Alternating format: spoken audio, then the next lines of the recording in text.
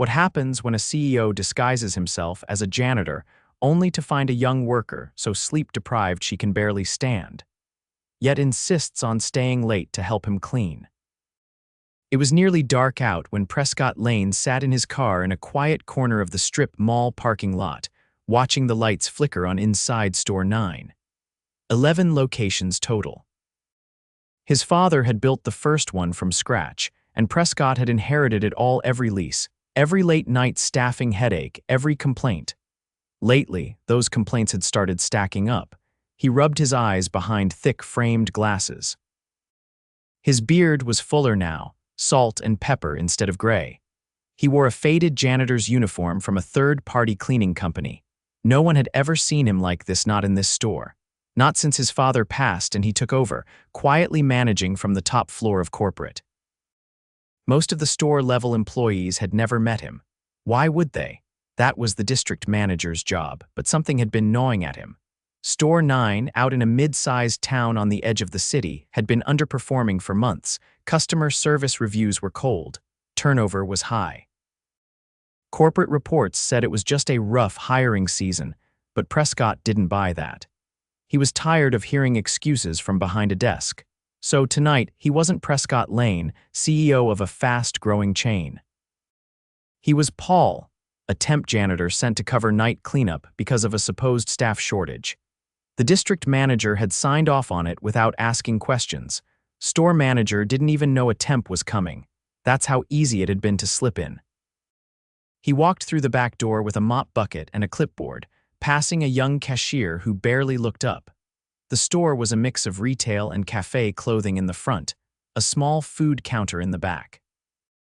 A place busy enough in the daytime to need a full team, but tonight it seemed nearly empty.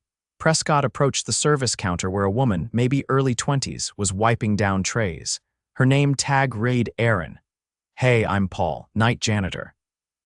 Just got sent here for the week," he said, keeping his voice low and casual. Erin blinked, brushing a strand of red hair from her face. "Oh, okay, no one told us, but sure." Her voice was quiet, polite. She reached under the counter and handed him the keys to the mop closet. "There's your stuff. We close in about 30 minutes, he nodded, heading off.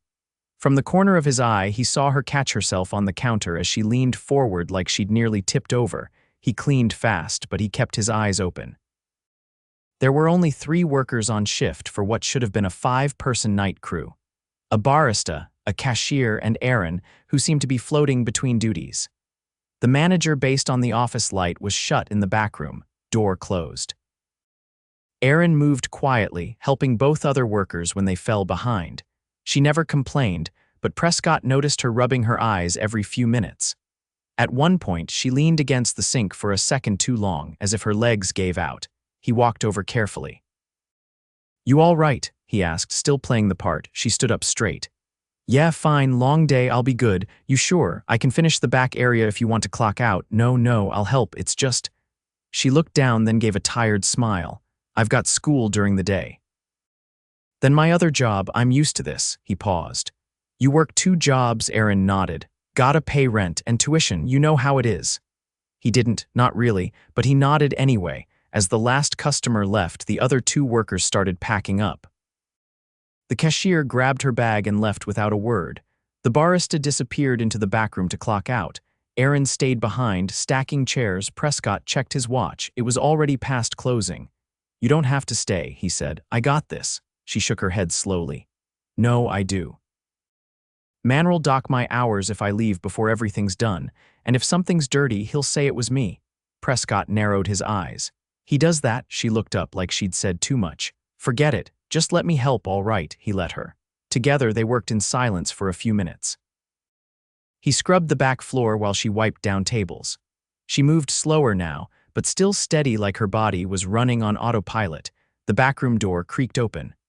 Prescott didn't turn. He wanted to see what would happen. A man in his mid-40s with slicked hair and a strained smile walked out. "Erin, why are you still here?" "Finishing cleanup," she answered. "I told you to go. You want overtime, you ask first," he said coldly, then glanced at Prescott. "Who's this?" "Janitor," Prescott said flatly. The manager squinted. No one told me. I told the district." They cleared it. The man shrugged, then turned to Erin. You missed the bathrooms last night. If it happens again, don't bother showing up. She lowered her eyes. I cleaned them. Maybe the others messed them up after. I don't want excuses. Prescott had seen enough, not yet, but enough. After the manager disappeared again, Erin looked at him with a weary smile. Sorry you had to hear that. Don't be, Prescott said. You did good. She gave a tired laugh. That's rare. They finished together around 10. As she put her coat on, she hesitated, then walked back to him. Hey. I know it's not my job, but the trash in the alley gets weird at night. Do you want help taking it out? She asked. He blinked. You want to help me with the trash? You're new here. It's dark. I'll just walk with you. Prescott stared at her. Red eyes, slow steps, and still she offered to help.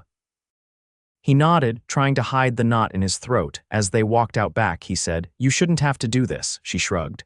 Sometimes you just do things because they're right. He didn't respond, not yet, but something in him shifted. He was going to fix this. And she was going to be the reason why. Prescott opened the back door just after 4 the next afternoon, wearing the same janitor uniform, this time carrying a battered lunch cooler and thermos. The temperature had dropped, and the air was sharp. He stepped into the break room unnoticed, just as he intended. The store hadn't opened yet. Shelves were half-stocked. Music hadn't started. The prep team was late, and the manager's office door was closed again. Prescott checked the time. They were supposed to open in 25 minutes. He spotted Erin at the food counter, hands deep in a plastic bin of prepped ingredients.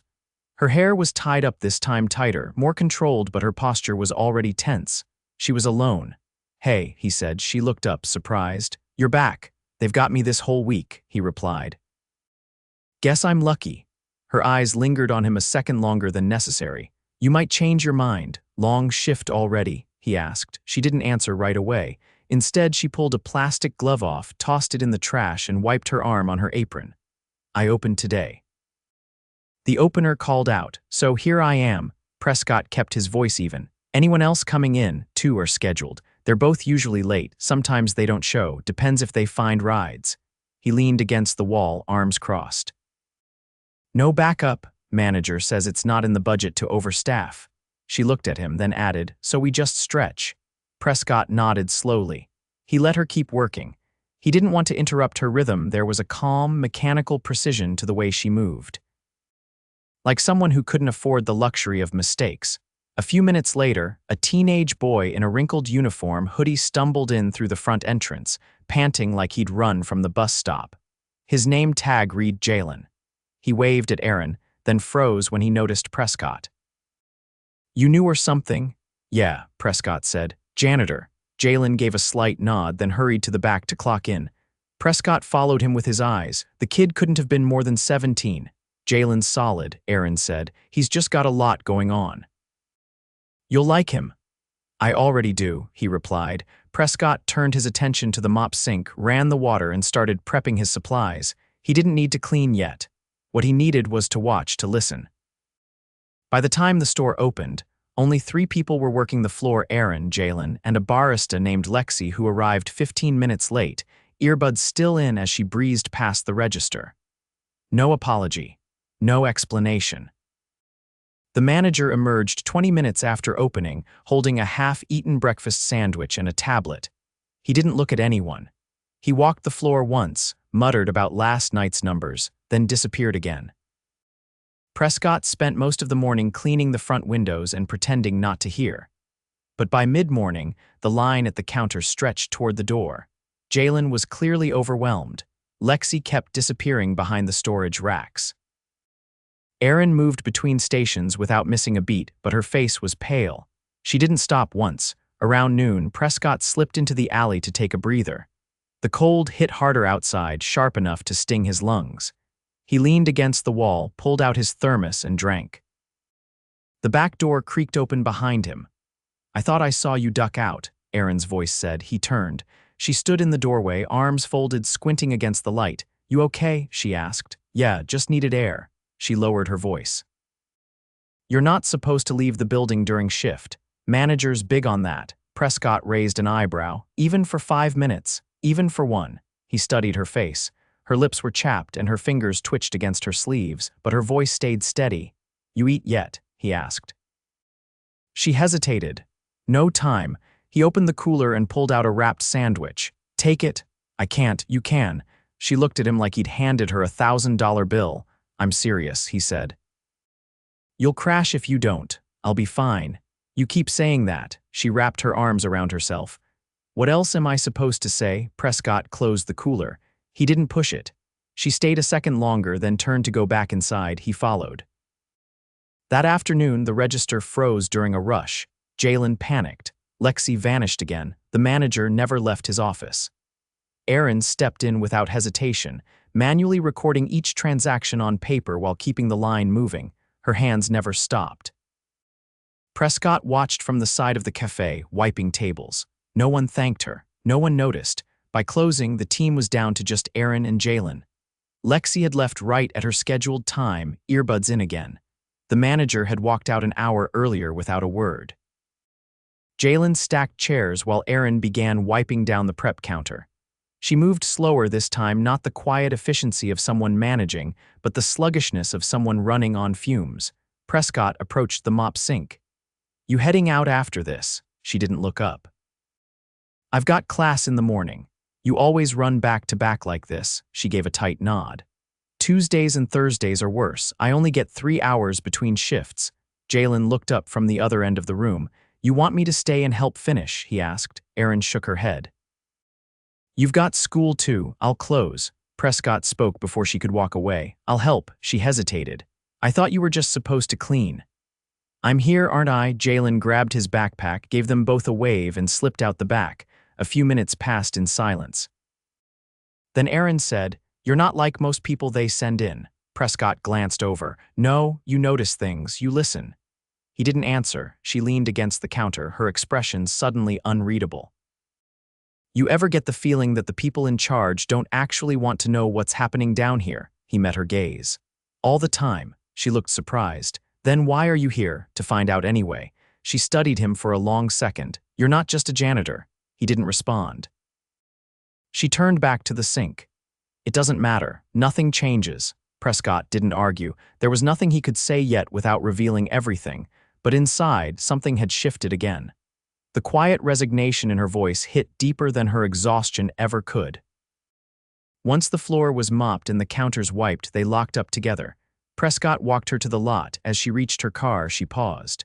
Hey, she said, not looking at him. Thanks for the food and for not looking away, he nodded. Get some sleep. She gave a weary half-laugh. I'll try. Prescott stood in the empty lot long after she drove off, the cold biting through his sleeves. He wasn't finished.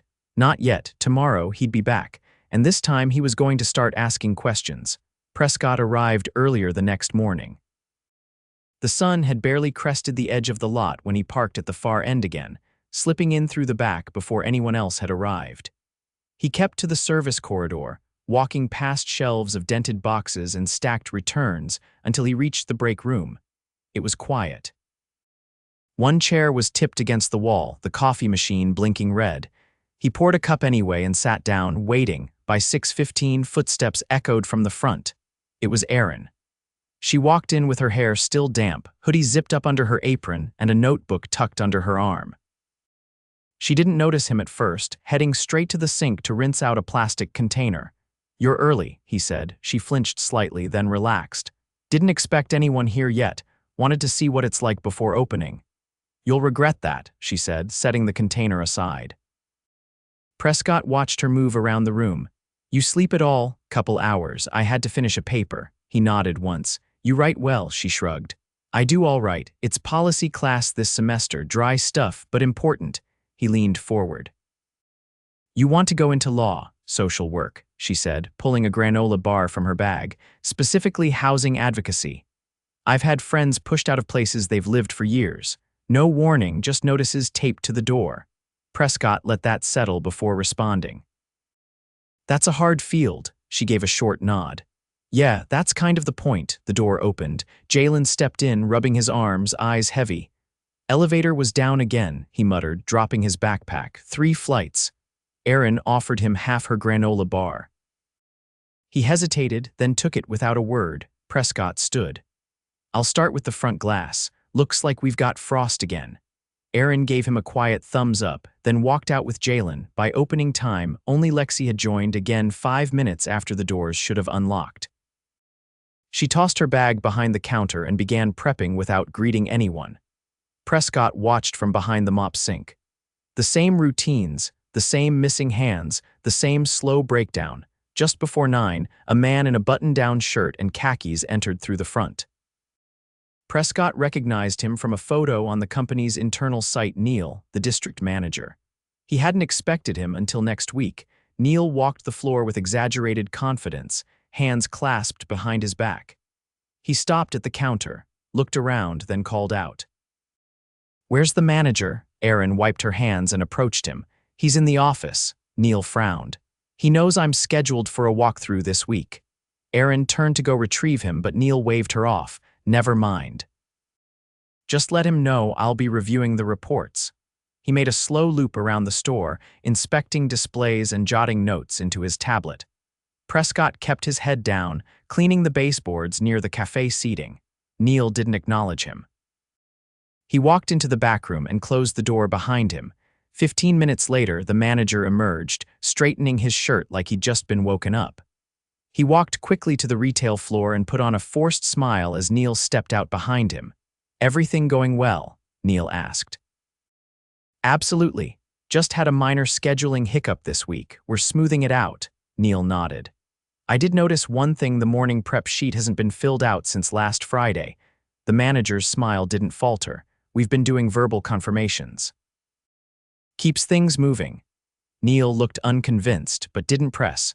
Prescott turned toward the mop closet and quietly slipped back into the break room. He waited until the door closed again behind them. He returned to the front where Erin was wiping down the condiment station. Her face was blanker than usual. "They checking up on you?" he asked. "Not really. They talk to each other. We just work around them." Prescott leaned on the edge of the counter. "You ever get asked how things are run here?" "Not once." He glanced at the register, where Jalen was scanning items for a customer with a quiet focus. "You think they'd listen if you told them?" "Depends who's asking," she said. A pause hung between them, heavier than the last. That afternoon, Prescott waited until Neil left. Then he knocked on the manager's office door. The man looked up from his desk, surprised. "Yeah," Prescott stayed in the doorway. "Got a second?" "What is it?" "I've been covering janitorial this week. Noticed a few things." The manager leaned back. "If it's about supplies, you'll need to go through corporate. It's not supplies." The man raised an eyebrow. "There's a staffing problem," Prescott said. "Frontline workers are stretched to the edge. Tasks meant for 5 people are being done by 2. Training's inconsistent. The prep sheet hasn't been touched in days." The manager's expression shifted subtly. "You're not in a position to judge that." Prescott stepped inside. "I'm asking because I've seen hard workers trying to hold this place together while the leadership's locked behind this door. That's not sustainable." The manager narrowed his eyes.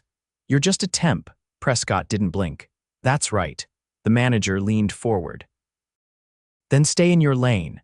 Prescott nodded once, then turned and left. He returned to the floor where Erin was restocking cups. She glanced at him but didn't ask. Jalen was counting down the register drawer. The store was thinning out. Prescott grabbed his cart and began cleaning the cafe area again, slower now, watching everything. That night as they closed, Erin was putting away trays when she paused mid-motion and leaned against the wall. Prescott stepped over, lowering his voice. "You dizzy?" She nodded, not looking at him. "Just stood up too fast." He steadied her with a hand under her elbow. "You need a break." She shook her head. "If I sit down now, I won't get back up." Jalen came back from the stockroom, holding his jacket.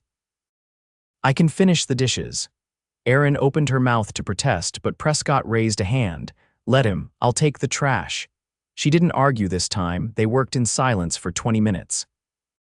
Then, as Erin pulled the last chair onto the table, she said, "You going to be around next week?" Prescott met her eyes. "Why?" "Just wondering." He hesitated. "Probably not in this uniform," she blinked. "What do you mean?" He set the mop back into its slot. "There's something I've been meaning to say." She waited, but Prescott didn't speak, not yet. Instead, he looked around at the dim store, the worn tile, the exhausted faces. He needed them all to be here. He needed them to hear it together. Tomorrow he'd say it. Prescott arrived just after 3 the next afternoon, dressed in a charcoal wool coat, dark slacks, and a collared sweater. No mop bucket. No clipboard. He parked in the same corner of the lot, but this time he walked through the front doors like he owned the place because he did. The bell above the entrance chimed. Jalen glanced up from the register, did a double take, and quickly looked away, unsure. Lexi, prepping by the espresso machine, barely registered him. Erin wasn't visible from the front. Prescott took a slow breath and moved toward the middle of the floor, where the overhead lights cast a soft glow across the display racks. A few customers milled about. He waited. The store manager emerged from the back, distracted by his tablet.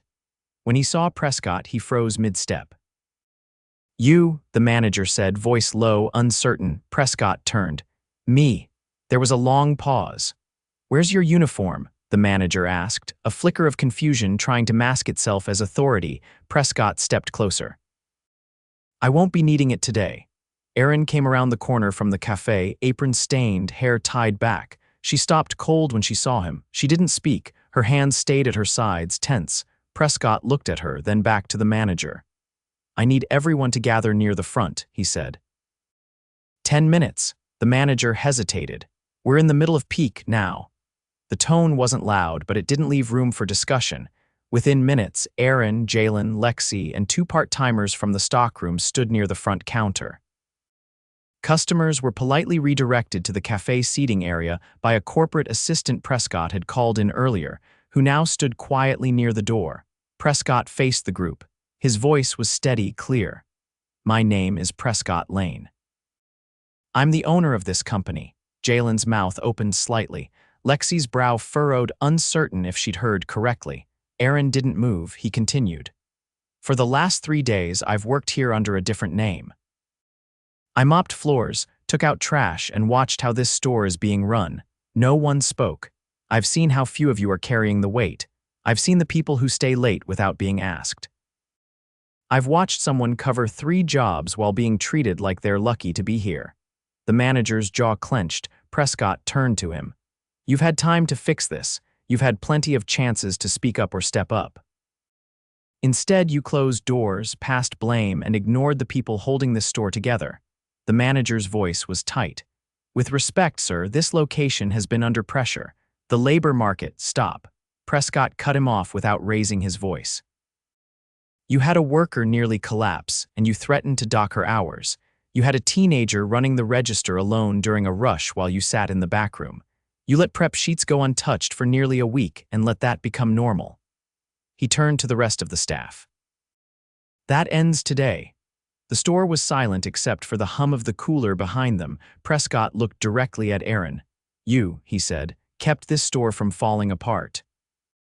You worked double shifts, stepped in when others disappeared, and still found the decency to walk a stranger outside at night because you thought it was the right thing to do." Erin blinked, but didn't look away. "You shouldn't have to carry that weight alone. And you won't anymore." He turned slightly, addressing the team. "Starting immediately, this store will receive a full audit. Staffing gaps will be filled, and the scheduling system will be rebuilt from scratch. You'll be consulted during that process. Not told, consulted." He paused. "Anyone who covers more than 1 role in a shift will be compensated accordingly. Breaks will be mandatory and enforced, and no one will be threatened for simply trying to do their job." The manager stepped forward, face flushed.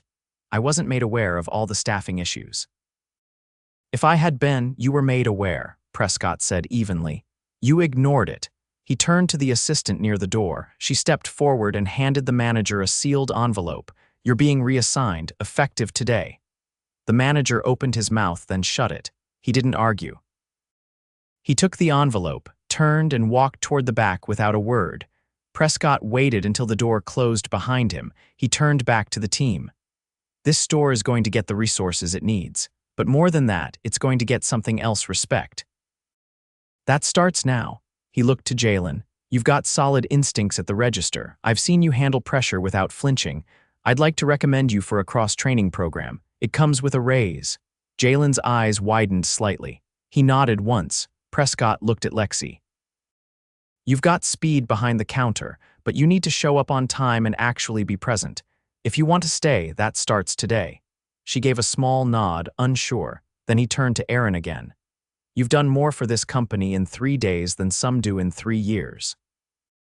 You deserve more than thanks. She opened her mouth to speak, but he held up a hand gently.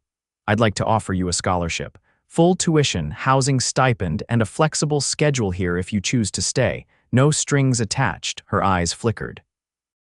I don't know what to say. You don't have to say anything, just know it's real. She looked down, then back up.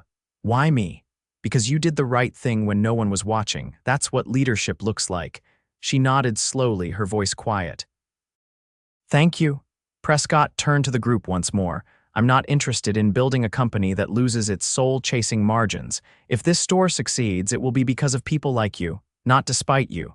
He stepped back. We'll finish the day. After close, we'll sit down and talk through what needs to change. You'll be at the table, all of you. The staff dispersed slowly, returning to their stations with a quiet, cautious energy. Erin lingered behind. So you really own the company, she said, folding her arms, still processing. I do, and you were mopping floors 2 nights ago. I needed to see the truth. She looked at him for a long moment. Most people in your position wouldn't bother. Most people forget where they started. She gave a faint nod. You didn't, no, he said. But I almost did. Customers began trickling back in as the assistant unlocked the front doors. Jalen called for backup at the register. Erin turned to go help. Prescott watched her weave behind the counter, handing off cups and checking the prep station with a quiet confidence. Not rushed. Not frantic, just steady. When the last customer left that night and the chairs were flipped onto tables, the entire team gathered around the cafe. No one was told to stay. They just did. Prescott pulled up a chair. Let's talk about what this store could be, he said. And for the first time in far too long, the people who did the work were finally being heard.